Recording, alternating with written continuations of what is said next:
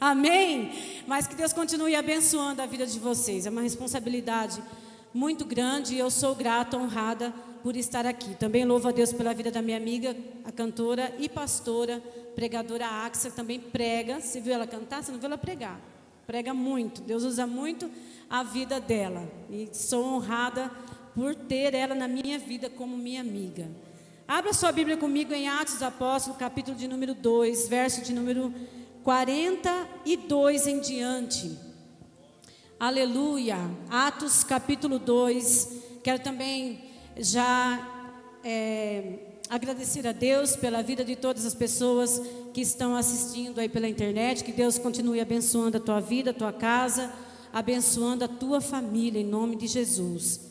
Atos capítulo 2, verso 42 até o 46, diz assim: E eles perseveraram no ensino dos apóstolos, e na comunhão, no partir do pão e nas orações. E na alma de cada pessoa havia pleno temor, e muitos feitos extraordinários e sinais maravilhosos eram realizados pelos apóstolos.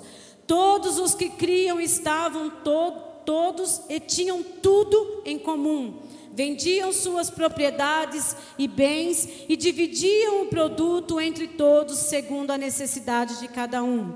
Diariamente continuavam a reunir-se no pátio do templo, partiram o pão em suas casas e juntos participavam das refeições com alegria e singeleza de coração. Aqui eu quero me atentar somente ao verso 46, a parte A, que é onde está centralizada a mensagem que o Senhor colocou no meu coração, que diz: diariamente continuavam a reunir-se no pátio do templo. Amém? Você pode sentar glorificando a Deus. Aleluia. Louvado seja o nome do Senhor. Irmãos, quando Deus trouxe essa palavra ao meu coração, Ele trouxe uma revelação muito forte, que mexeu muito comigo. E eu gostaria, assim, de estar aqui juntamente com os irmãos, passando um pouco daquilo que Deus falou no meu coração. E nós, quando lemos aqui que diariamente continuavam a reunir-se no pátio do templo, quem se reunia no pátio do templo? Os novos cristãos, juntamente com os apóstolos, que estavam agora reconhecendo, aceitando a Jesus como Salvador. E estava nascendo ali um povo que não estava mais preso à religião, tradição e costumes. Porém, era um povo simples, comum, de pessoas comuns e desprezado pela cúpula religiosa daquela época. Por isso eles estavam no pátio do templo, eles não tinham acesso aos lugares VIP daquele lugar, aonde eram denominado para os judeus da época como lugar de adoração.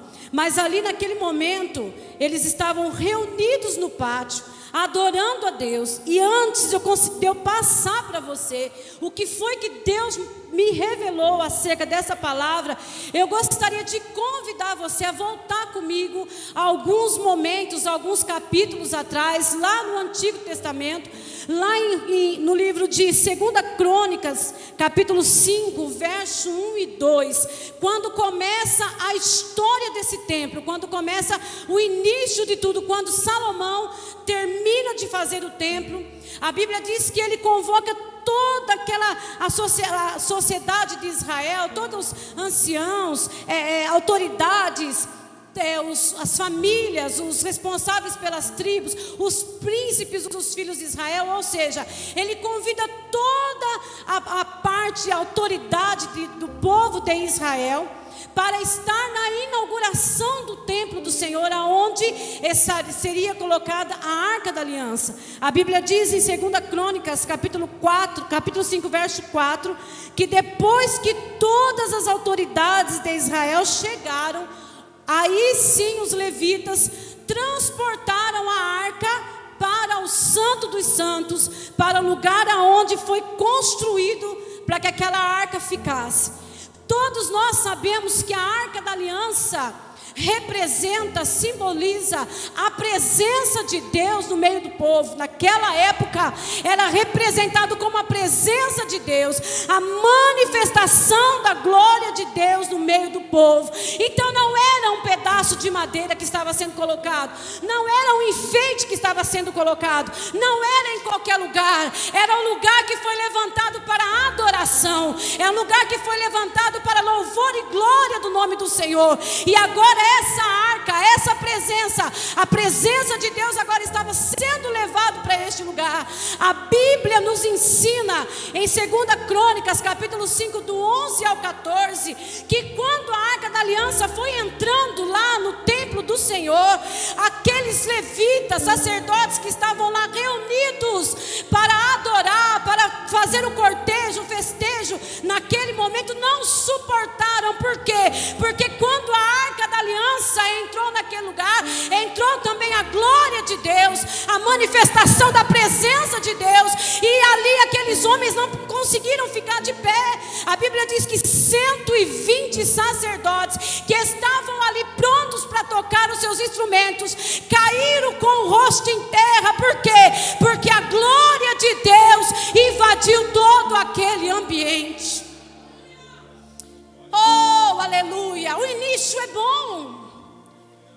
Esse templo, ele tem história para contar, ele tinha história para contar, e o início dele foi um início de glória, de apoteose, de presença de Deus, de manifestação da glória de Deus. A Bíblia vai dizer em 2 Crônicas, capítulo 7, que os judeus daquele lugar, eles viram fogo descendo naquele lugar, e a glória de Deus tomando todo aquele ambiente, ao ponto de ninguém permanecer. Escute, no início da história desse povo, foi marcado pela presença de Deus, foi marcado pela glória de Deus. E eu tenho certeza que tem pessoas aqui nessa noite, que outrora também Deus marcou a sua vida pela presença dEle. Eu sei que você já provou da glória, da manifestação, oh aleluia, da presença de Deus na tua vida. Porque no começo tudo é lindo, no começo tudo é maravilhoso. Israel estava se sentindo um dos melhores países, e era para se sentir, era propriedade particular de Deus. O seu nome estava sendo levado como um povo escolhido, e eles provaram da presença de Deus, da manifestação da glória de Deus, mas eles provaram isso de maneira material.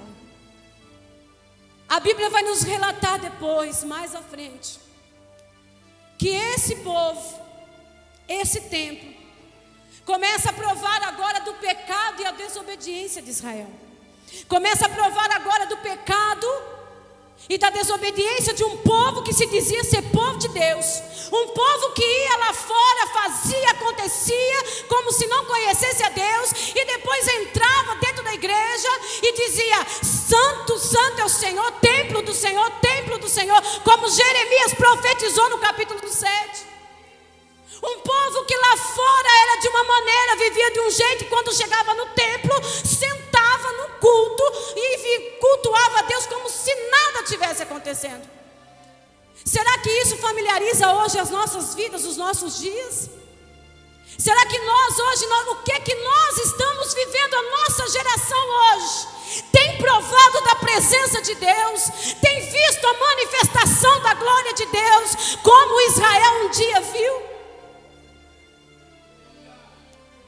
E agora, a Bíblia diz em Ezequiel capítulo 9 até o capítulo 12, que Ezequiel, exilado na Babilônia, por causa do pecado do povo, agora começa a ver a manifestação da glória de Deus também no templo, mas de forma negativa.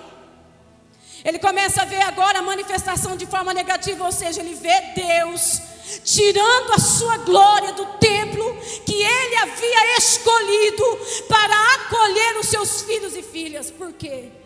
Por causa do pecado. O pecado levou destruição para Israel. O pecado levou destruição para aquele povo. E mais do que isso, o povo de Israel começou a provar da sua desobediência. A Bíblia diz então no capítulo 9, verso 3, que a glória de Deus ergueu-se de cima dos querubins aonde repousava e moveu-se para a entrada do templo. E de lá a glória do Senhor se levantou da cidade, em Ezequiel 11, 23. Escute, havia uma promessa de que tudo seria destruído ali, que o templo seria destruído, que Israel seria saqueada, que Jerusalém seria açoitada pelo pecado do povo. E Deus jamais, a Babilônia, os exércitos babilônios jamais conseguiriam destruir o templo com a glória de Deus ali naquele lugar. Então Ezequiel lá na Babilônia tem uma visão de Jerusalém, do que está acontecendo em Jerusalém, a destruição, a glória de Deus indo embora, o povo sendo massacrado pelo exército inimigo. E eu fiquei pensando, quando Deus me levou a este capítulo de Ezequiel, eu fiquei imaginando como é que Satanás contou vantagem. A alegria dele de ver a glória de Deus saindo do local de adoração. A alegria dele de ver o lugar de adoração agora sendo banido, sendo açoitado, e o povo disperso, perdido, sem nenhuma condições de continuar adorando, preso num país que eles não conheciam. Mas o Senhor tinha uma promessa. Oh, aleluia! Eu quero abrir um parênteses para dizer para você aqui que Deus tem uma promessa na tua vida. Eu não sei o que é que aconteceu, eu não sei de que forma algo você perdeu, eu não sei de que maneira a presença de Deus se afastou de você, mas entenda: Deus não desistiu de você, Deus não desistiu da tua casa, Deus não desistiu da tua história, como Deus não desistiu do homem que Ele havia escolhido. Oh, Rabacine,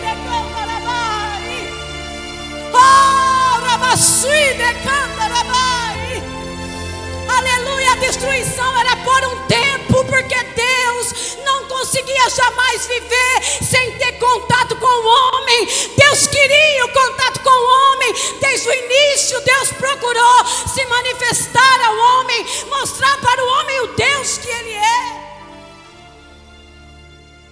Passa o tempo do cativeiro, Deus levanta um homem por nome de Ciro.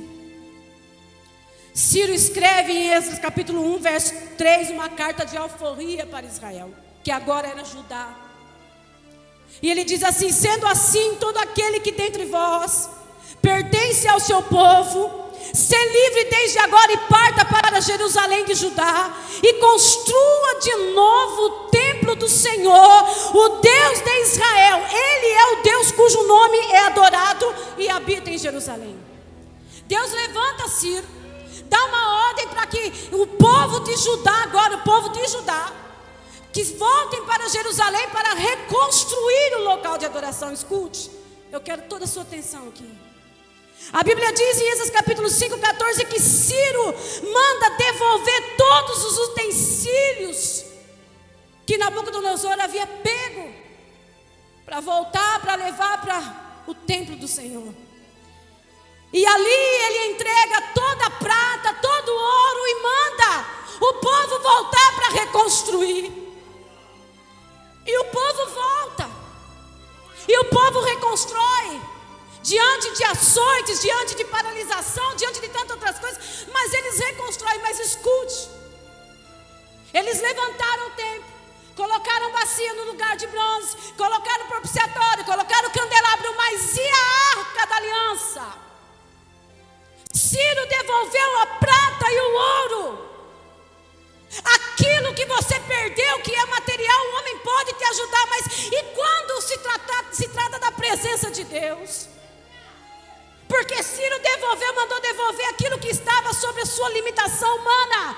Reconstrói a parte material, reconstrói aquilo que está no limite do homem. Mas quem poderia reconstruir a adoração verdadeira de Israel agora? Que homem teria o poder de devolver para ajudar para o povo de Jerusalém a presença e a glória de Deus? Entenda, tem muita gente cheia de ouro, tem muita gente cheia de prata, tem muitos templos luxuosos, cheios de ouro, cheios de prata, mas a presença do Senhor está longe daquele lugar. Condições financeiras, templos luxuosos, lugares formidáveis, não quer dizer que Deus está ali. nos diz em Esdras que quando os velhos ficaram sabendo que estava sendo reconstruído o templo, os mais velhos choraram de tristeza e os mais novos gritaram de alegria. Por quê? Porque eles sabiam que o Santo dos Santos não tinha o que colocar ali dentro. Eles reconstruíram o Santo dos Santos, reconstruíram todo o lugar de adoração, reconstruíram tudo, mas colocar o que ali? Se já não tinha mais a arca, ninguém sabia onde estava. E a arca simbolizava a presença. E aí? A Bíblia diz então que não dava para separar o choro de lamento dos mais velhos com o choro de alegria dos mais novos. Eu não sei você, mas quando o Senhor falou ao meu coração, isso me representou a nossa geração. Porque a geração dos mais velhos provou da glória de Deus, provou da manifestação da presença de Deus, não de forma individual, mas de forma coletiva. Não precisa ir muito tempo atrás, 30, 40 anos. A igreja tinha nos seus cultos fervorosos, era fogo, era apoteose de glória, era a presença do Espírito Santo. E hoje nós nos contentamos com a prata e com o ouro, porque a prata e o ouro fez os jovens daquela época sorrirem, gritarem de alegria. E os mais velhos choraram porque a prata e o ouro não podiam suprir a necessidade espiritual daquele povo. Oh, eu sinto a presença de Deus aqui neste lugar. Oh, estenda a tua mão para o céu, estenda a tua mão para o céu. O Espírito Santo de Deus, Ele vai te dar muito mais do que prata e muito mais do que ouro. Ele vai fazer você sentir a presença dEle, a manifestação da glória dEle na tua vida. O Senhor vai fazer coisas impossíveis para você entender que Ele é Deus e Ele está no controle da tua história.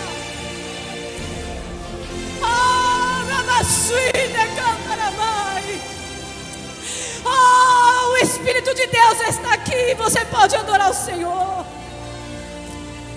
Oh, aleluia, aleluia.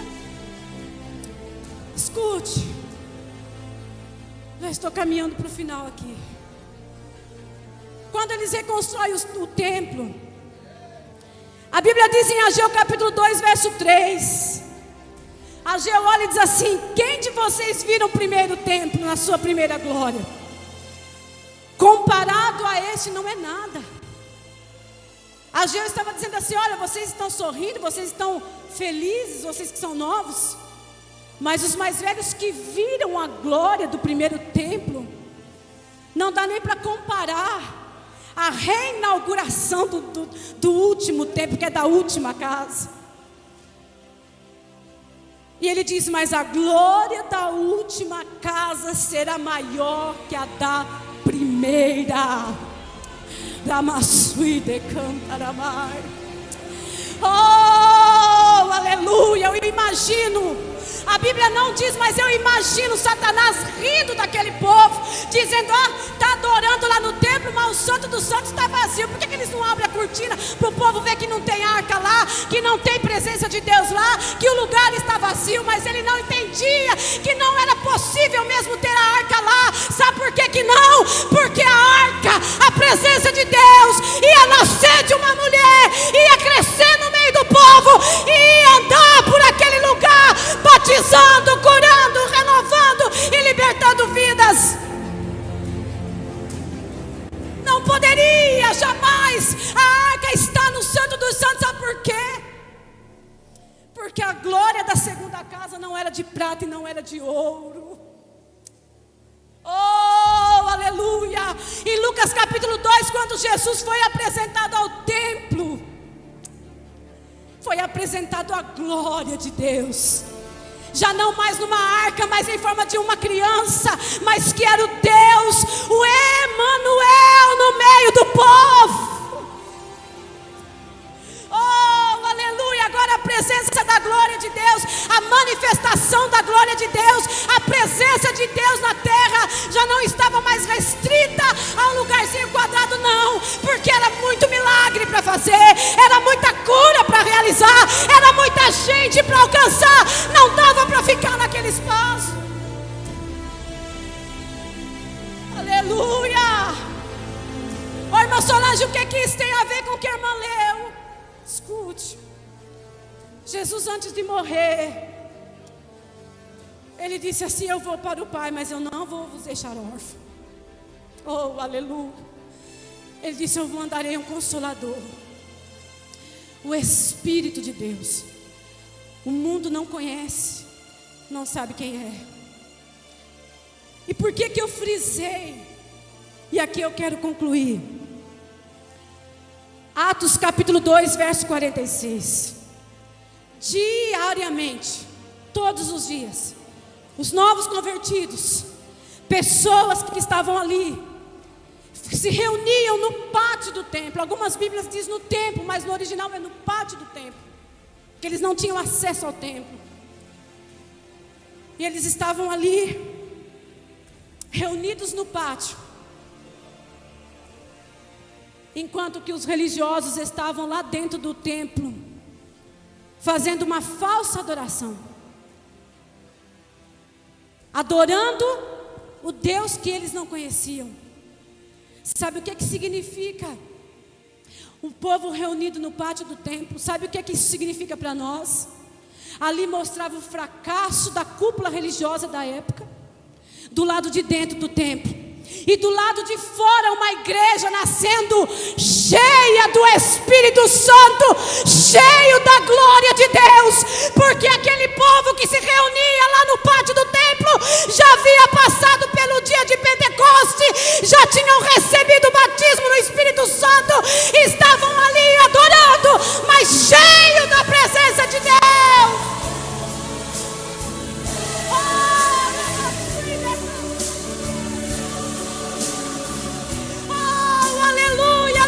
Entenda uma coisa: Deus não está preocupado com a tua posição, Deus não está preocupado com o teu dinheiro, Deus não está preocupado com a tua carteirinha, com o teu sobrenome, não. Ele quer saber se você quer ser cheio do Espírito Santo. Avance, missionários, ganha alma para o reino de Deus.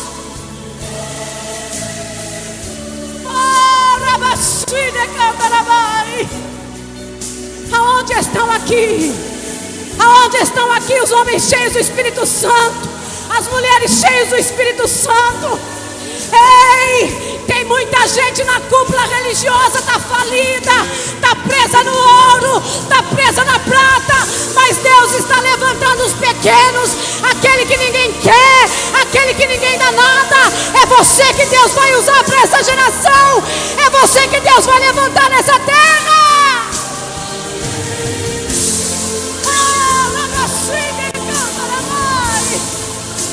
Há um tesouro dentro de você, aquele Espírito Santo que se manifestou naquele templo na inauguração. Hoje ele está aí dentro de você, ele habita dentro de você, ele quer te usar.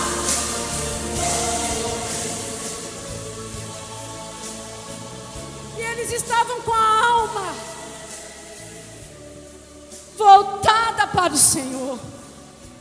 A Bíblia diz aqui em Atos capítulo 2, verso 43, e na alma de cada pessoa havia pleno temor. O que é que está faltando para a nossa geração? Se estamos nos contentando, rindo com pouca coisa, porque prata e ouro para Deus é pouco, perto do que Ele quer fazer na tua vida. Eles estavam reunidos lá, adorando, como a Bíblia diz aqui, a minha adoração, partindo pão, se confraternizando, adorando a Deus. Eles poderiam entrar em um sentimento de desespero, dizer: mas como? Como nós vamos ficar adorando aqui do lado de fora, e aqueles homens que nem conhecem Jesus estão lá usufruindo daquele templo cheio da prata, cheio do ouro? Mas naquele pátio estava a igreja que Deus levantaria na terra. Havia um contraste ali, do lado de dentro, uma religião falida, uma religião hipócrita, uma religião de sepulcro calhado, e do lado de fora estavam homens e mulheres que talvez não sabiam ler direito. Oh, aleluia!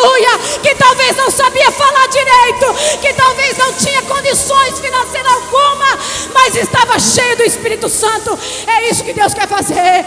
Deus quer te encher. Deus quer te encher nessa geração. Aonde está você que está com a alma cheia de temor, para dizer: Senhor, me enche, me usa nessa geração.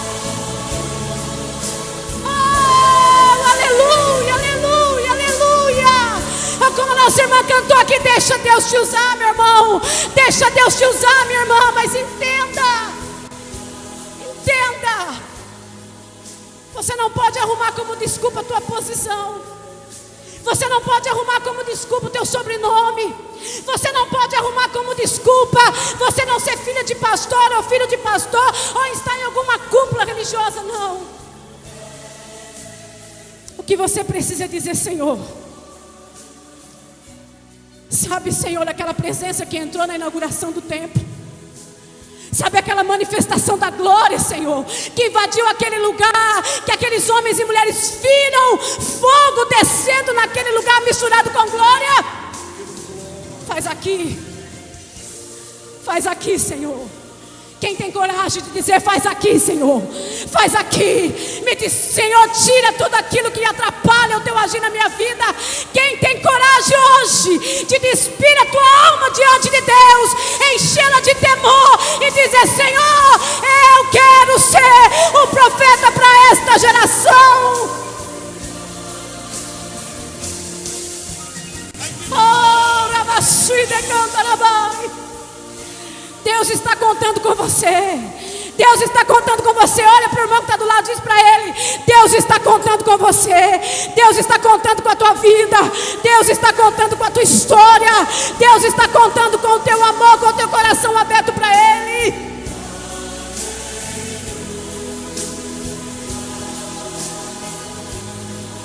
O problema é que nós estamos muito dodóizinhos. Nós estamos tão cheios de desejo por prata e por ouro, que qualquer coisa está nos contentando. Qualquer coisa nos contenta. Qualquer coisa nos satisfaz. Isso é para quem não conheceu o Deus da Bíblia. Isso é para quem não conhece o Jesus que morreu na cruz e ao terceiro dia ressuscitou. Isso é para quem não está esperando a volta de Cristo. Porque no dia de Pentecoste, quando estavam lá reunidos os discípulos, eles viram da mesma forma 120 homens ali do mesmo jeito, viram línguas repartidas como que de fogo, viu o Espírito Santo manifestado, mas agora não era através de uma arca ou de um ritual religioso, não, era no meio de homens e mulheres imperfeitos, limitados, falhos, mas que tinham o coração voltado para Deus. O que é que você espera? O que é que você espera da tua vida religiosa hoje? O que é que você espera do tempo que você está vivendo? Você chora ansiando pela presença de Deus no nosso meio? Você chora ansiando em ver a presença de Deus no meio do povo? Ou você grita de alegria por prata e por ouro? Eu quero aqui finalizar a minha participação neste lugar. Mas eu quero dizer para você, meu irmão, minha irmã, nenhuma mansão, nenhuma posição, nenhum cargo pode alimentar a tua alma mais do que o Espírito Santo, a presença de Deus. Jairo estava envolvido numa sinagoga, numa religião, até que Deus chacoalhou a estrutura de Jairo. Jairo amava mais a posição do que o Deus que ele servia. Até o dia em que ele foi acometido de uma tragédia dentro da sua casa, o que ele fez? Ele foi aos pés de Jesus. E quando ele saiu e foi aos pés de Jesus, a primeira experiência que ele teve foi ver a situação que estava o povo fora da sinagoga. Ou você acha que aquela mulher interrompeu aquela história à toa para Jairo ficar esquecido? Não. Quando a mulher do fluxo de sangue interrompeu a história ali de Jairo, Jairo estava do lado de Jesus, porque Jesus estava indo para a casa dele. Ele saiu da sinagoga e viu a situação que estava o povo. Avante. Deus vai chacoalhar sua vida, irmão. Deus vai chacoalhar a tua estrutura. Tem gente acomodado na posição eclesiástica. Ah, porque eu sou pastor, porque eu prego, porque eu canto, porque eu sou dizimista, porque eu sou isso, porque eu sou aquilo, e está aí contente com ouro e prata. Entenda, Deus vai chacoalhar a tua estrutura. Você vai entender a necessidade da igreja em pregar o ide a toda criatura. RF Produções. Filmagens nas mais diversas modalidades, desde a concepção em DVD até a cobertura de grandes eventos. Oficina G3, Fernandinho, Marcelo Aguiar, Paulo César Baruch, PG, Gabriela Rocha, dentre outros. Grandes concentrações com transmissão ao vivo em HD, gravações em alta definição de som e imagem. A qualidade do nosso trabalho e os mais de 10 anos de experiência nos coloca entre os melhores do ramo em todo o Brasil. Instalações equipadas com todos os dispositivos e acessórios necessários para garantir a melhor filmagem. Compromisso com a qualidade, desde o atendimento até a conclusão do seu produto. Cobertura completa em todos os tipos de eventos sociais e empresariais. Certamente você ficará impressionado com a qualidade final dos serviços. Registre seus melhores momentos com a RF Produções.